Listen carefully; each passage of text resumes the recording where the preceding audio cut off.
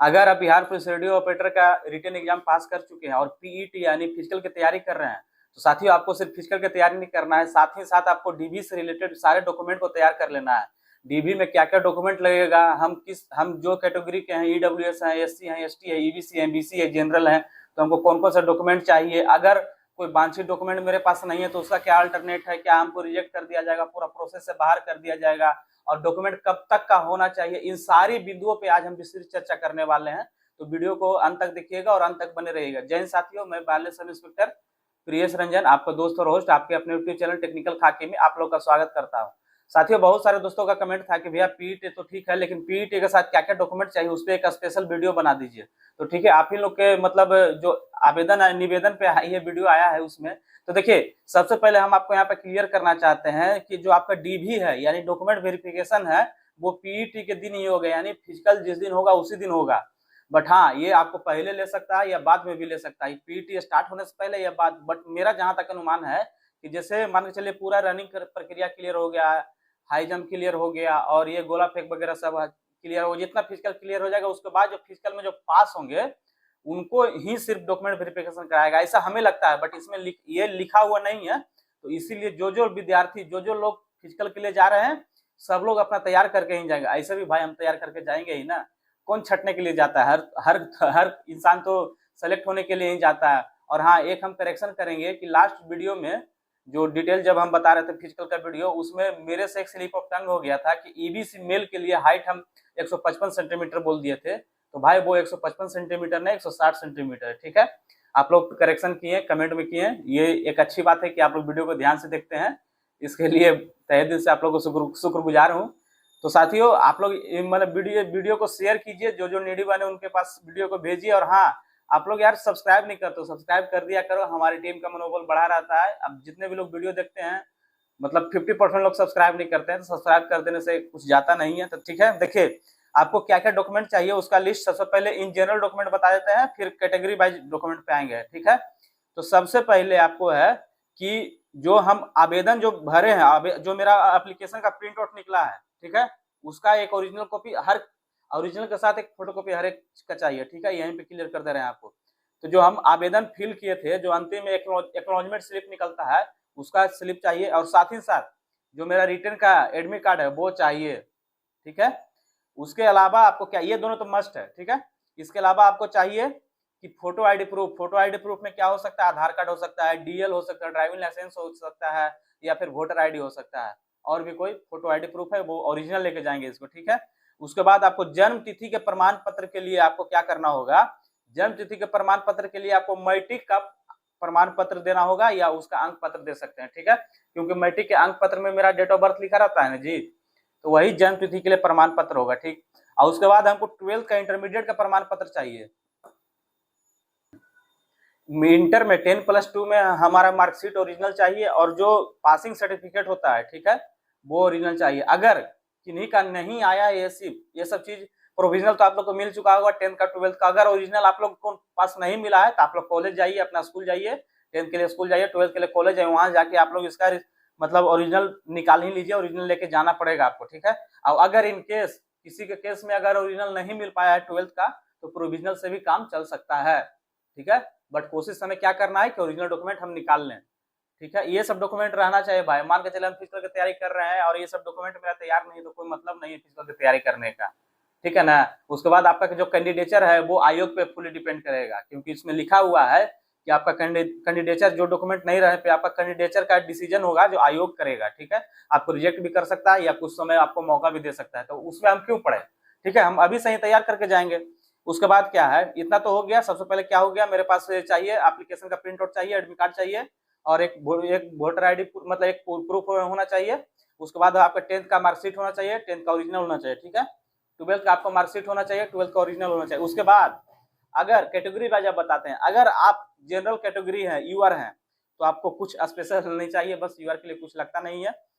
ठीक है, बस यूआर के लिए डोमिसाइल लगेगा बिहार का, जो निवास प्रमाण पत्र वो ले जाइएगा।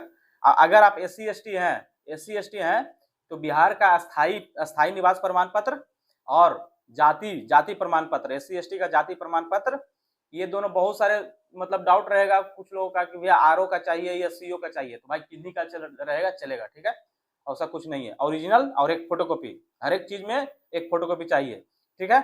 अब बीसी ईबीसी है तो उस केस में आपके लिए क्या है, मतलब जैसे बहुत लोग का लापरवाही ऐसा है कि फॉर्म भर दिए, फॉर्म भरने में नहीं मांगा था, मतलब मार्कशीट नंबर चाहे ये जो डॉक्यूमेंट का सीरियल नंबर, तो वो हम लोग नहीं बनवाए हैं। बट हाँ, एडवर्टीजमेंट में क्या लिखा हुआ है कि फॉर्म भरने के अंतिम तिथि तक कब चाहिए, ठीक है। तो फॉर्म भरना स्टार्ट हुआ था आपका कब से, 1/3/2026 से 1 मार्च से 31 मार्च तक था। तो आपका सारा डॉक्यूमेंट होना चाहिए ना भाई, 31 मार्च 2026 से टिल 31 मार्च या 31 मार्च 2026 से पहले का होना चाहिए, तभी आपका वैलिड है। कि एक का कमेंट था कि मैं जून में बनाई हूँ, जुलाई में बनाई हूँ, तो भाई वो वैलिड नहीं है, ठीक ना। तो उस आधार पे आपका ईबीसी बीसी है तो आपके पास जाति प्रमाण पत्र चाहिए, निवास प्रमाण पत्र चाहिए, स्थायी निवास प्रमाण, उसके बाद एनसीएल सर्टिफिकेट चाहिए, ठीक है। और अगर आपका एनसीएल 1 साल से पुराना है, ठीक है, एनसीएल अगर आपका 1 साल से पुराना है, उस केस में क्या होगा कि ये घोषणा पत्र रहता है, घोषणा पत्र भर के जाइएगा, उससे कोई दिक्कत नहीं होगा, वो आपको मतलब अप्रूव कर देगा, ठीक है, आपको छाटेगा नहीं। उसका घोषणा पत्र होता है फॉर्म 18 है उसका, ठीक है। आप लोग बोलिएगा तो टेलीग्राम पे हम लोग फॉर्म 18 का पीडीएफ डाल देंगे। जिनका ये किनके लिए है, जिनका एनसीएल 1 साल से पुराना हो गया, ठीक। अगर सबसे ज्यादा कंफ्यूजन है भाई ईडब्ल्यूएस को लेके, तो एडवर्टाइजमेंट में साफ लिखा हुआ है कि ईडब्ल्यूएस आपका होना चाहिए फाइनेंशियल ईयर यानी वित्तीय वर्ष 2024-25 का ईडब्ल्यूएस होना चाहिए, फाइनेंशियल ईयर 2024-25 का ईडब्ल्यूएस होना चाहिए। और ये जो ईडब्ल्यूएस होना चाहिए वो भी 31 मार्च से पहले का तिथि का होना चाहिए, ठीक है।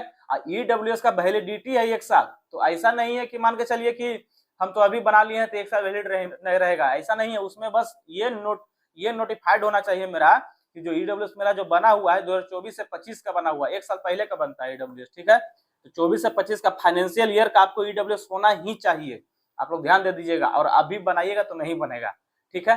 तो इस केस में आपको क्या करना होगा, तो देखिए जैसे जिनका एनसीएल नहीं है, अभी का बनाए हैं, तो देखिए घबराने की जरूरत नहीं है, ठीक है। अब तो मेरे हाथ से निकल गया, वो चीज मेरे बस में नहीं है, तो मेरे बस में क्या है, अब मेरे बस में बस अभी फिजिकल है, रनिंग है, तो हम रनिंग बढ़िया से करेंगे। उसमें देखिए रनिंग में भी बहुत लोग छटेंगे, हम फिर से रिपीट कर रहे हैं, अभी भी कुछ लोग का डीएम आ रहा है कि हमसे रनिंग नहीं हो पा रहा है। भाई रनिंग बहुत टफ है, आप ये बात को मानिए, आप लोग पूरा कोशिश कीजिए। तो जिनका डॉक्यूमेंट अपना मान के चलिए ईडब्ल्यूएस नहीं है, जो चीज जो समय का खोज रहा है, चाहे एनसीएल मेरा नहीं बना हुआ है, ठीक है, तो वो लोग क्या करें, उम्मीद मत छोड़िए, आपको जाना है, फिजिकल देने जाना है, फिजिकल अटेंड करना है, रनिंग करना है उसमें। और उसके बाद मान के चलिए कि मेरिट में आपको, मेरिट के लिए आपको जनरल में कंसिडर किया जाएगा, ठीक है ना। अगर मेरे पास कोई डॉक्यूमेंट नहीं रहता है तो हमको जनरल में कंसिडर किया जाएगा, और जनरल का कट ऑफ अगर हम पार कर गए तो हम मेरिट में है, सिंपल बात। तो इसलिए हड़बड़ाना नहीं है, क्विट नहीं करना है कि मेरे पास डॉक्यूमेंट है ही नहीं तो हम जाएं, क्यों जाएं, क्यों नहीं, जाना सबको है। बट हाँ, अगर आप गलती कर चुके हैं तो दोबारा गलती मत कीजिए, जाइए और जाके फिजिकल में भाग लीजिए, और बाकी भगवान पे छोड़ दीजिए, ठीक है। उसके बाद इतना क्लियर हो गया आपको, बिहार का स्थायी निवास है, ठीक है। इसमें अब एक बार हाँ, फ्रीडम फाइटर के लिए हैं और आपको ट्रांसजेंडर के लिए, तो उनके लिए भी एक स्पेशल सक्षम पदाधिकारी द्वारा होता है, निर्गत पहचान पत्र होता है उनका। अब फ्रीडम फाइटर का भी होता है तो उनके द्वारा निर्गत मतलब एक होता है प्रमाण पत्र होता है फ्रीडम फाइटर के, आप स्वतंत्रता सेनानी के नाती पोता या जो भी है उनमें। तो देखिए आपको पीईटी एक बार समरी कर देते हैं, आपको पीईटी और डीवी के दिन आपको क्या क्या ले जाना है। सबसे पहले एडमिट कार्ड ले जाना है, आप जो आपका ओरिजिनल एप्लीकेशन है उसका प्रिंट आउट ले जाना है, ये रंगीन और ब्लैक एंड व्हाइट कोई भी चलेगा भाई। आधार कार्ड और वोटर आईडी कार्ड ले जाना है, मैट्रिक का सर्टिफिकेट, मैट्रिक का अंक प्रमाण पत्र, ठीक है, 12th का सर्टिफिकेट, 12th का अंक प्रमाण पत्र, और इस सबका एक कॉपी, और ईडब्ल्यूएस है तो इनकम ले जाना है, और बिहार का डोमिसाइल हर किसी को ले जाना है जो बिहार राज्य के निवासी हैं उनको। ईबीसी बीसी है तो उनको लिए एनसीएल चाहिए, और एससी एसटी है तो उनके लिए सिर्फ कास्ट सर्टिफिकेट चाहिए। तो इतना चीज है दोस्तों, तो इतना सर्टिफिकेट हमको लेके इसका एक अलग फोल्डर बना लेंगे, हम अलग अभी से ही बना के रख लेंगे। और जो जो डॉक्यूमेंट मेरे पास नहीं है, मान के चलिए ईडब्ल्यूएस और एनसीएल तो अभी नहीं बन पाएगा, और बाकी जो 10th 12th के रिलेटेड सर्टिफिकेट जो हमारे पास नहीं है उसको हम लोग बना लेंगे, तैयार कर लेंगे, रेडी कर लेंगे।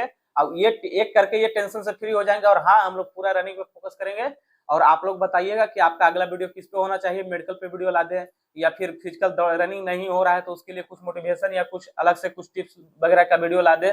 तो आप लोग जैसा रिस्पांस कीजिएगा हम लोग के द्वारा भी वैसा ही रिस्पांस मिलेगा। अगर आप एक कदम आगे बढ़ाएगा तो हमारी टीम के द्वारा 2 कदम आगे आपके सफलता के लिए बढ़ाया जाएगा भाई। तो ऐसा नहीं है, बस लगे रहना है यार, कर लो भाई, 45 से 50 दिन कर लो। हाँ, कुछ लोग का कमेंट है, कुछ का बहुत लोग का कमेंट है कि भैया फिजिकल कब होगा। यार आप करो तो सही, फिजिकल कब होगा हमें तो नहीं पता, एग्जैक्टली नहीं पता, अनुमान ही लगा सकते हैं। तो मिनिमम 40 दिन का अनुमान लगाए हैं, एग्जैक्ट डेट तो नहीं पता, जब पता होगा तो हमसे पहले आप लोग को पता हो जाता है।